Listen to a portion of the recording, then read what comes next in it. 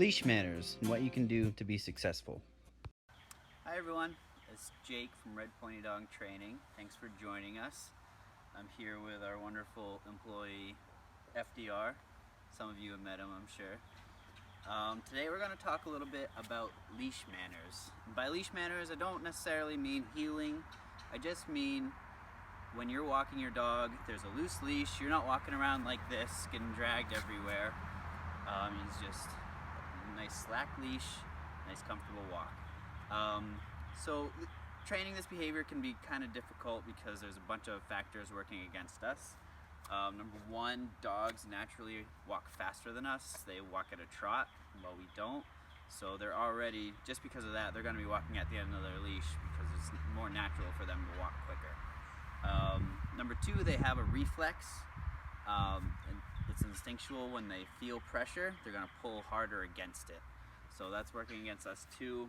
And also it's really easy for our dogs to reward themselves for pulling. So if your dog is pulling you towards a good smell, or they're pulling you towards a friend, they're rewarding themselves for pulling. So they're teaching themselves that, okay, this is how I'm supposed to walk because I get these great things while I'm pulling.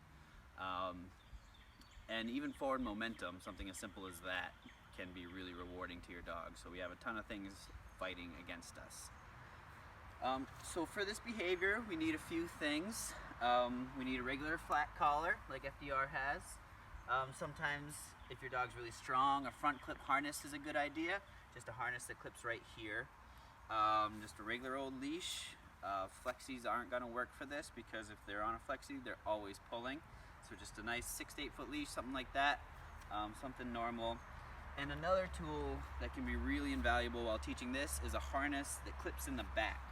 So this isn't going to have a command, it doesn't have anything. The cue is they feel pressure on their neck, or if you're using that front clip harness on that front clip, and they give into that.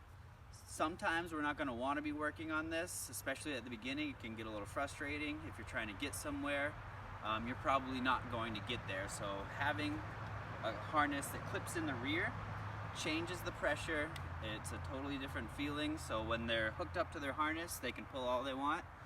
Well, if they're hooked up to the front clip harness or their collar, they feel that pressure. They know that, okay, I'm hooked up to this. I can't be pulling mom or dad all over the place. A couple other things that it's essential to have is a clicker.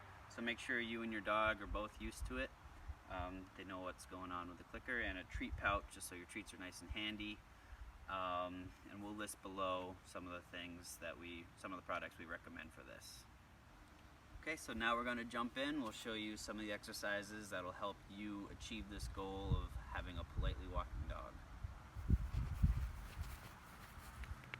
Woof! Alright, so everyone, this is Monzo. He's our demo dog for the day. You see right now he's clipped to his collar because we're going to be training, but he also has his harness that clips in the back in case we want to stop training and have a little bit of fun if he's really rambunctious or something like that. So we'll go over the first exercise here. Giving into leash pressure. When your dog hits the end of their leash, take a couple steps backwards, encouraging them to check in. As soon as you get any slack in their leash, click and treat at your left side. Change direction randomly. While you're out on your walks, it's a great idea to quickly change direction. This will keep your dog on their toes and teach them to pay closer attention to your body language. Once you change direction, click and treat and reward on your left side once again. Reward often when your dog walks politely. When you're out with your dog, periodically reward them for walking with a loose leash, reinforcing that behavior, making it more likely to happen in the future.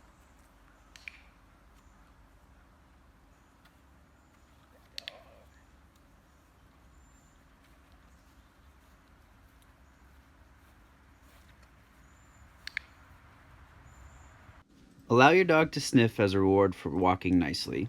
A good sniff can be as rewarding as what is in your pocket. Help them get to that good smell politely and allow them to enjoy it when they get there. Change to a harness when you're not training. If you want to take a break from training, clip your dog's leash to their rear clip harness and just have fun. Thanks for watching.